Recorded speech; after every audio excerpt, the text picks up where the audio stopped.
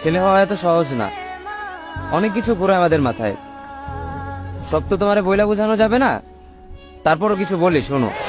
আমরা ছেলেরা বউর সামনে মার সাথে ভালো করে কথা বললে মার আঁচলে থাকা সন্তান, আবার মার সামনে বউর সাথে ভালো করে কথা বললে বউর গোলাম। নিজের ছেলে মেয়েদের যদি মারি আমাদের দয়া মায়া নাই, আর ওই ছেলে মেয়েদের যদি কিছু না বলি আশকারা দিতেছি। নিজের বউরে দিয়া যদি জব করাই সেই ক্ষেত্রে আমি বউর কামাই খাই, আর যদি বউরে দিয়া জব না করাই আমি সন্দেহ করি। সারাদিন ঘরের বাইরে থাকলে আমরা ভাদাইম্মা, আর যদি ঘরের ভিতরে থাকি তাহলে বেকার, কাজ কাম নাই। আর এই তোমাদের মেয়েদের গায়ে যদি আমরা ভুলেও টাচ করি না আমরা নির্যাতক, আর যদি তোমরা মেয়েরা আমাদের গায়ে হাত তুলো আমরা কাপুরুষ।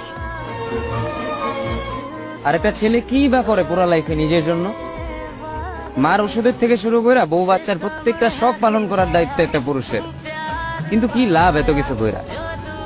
দিন শেষে একটা ভুল করলেই সবাই ভুলা যায় যে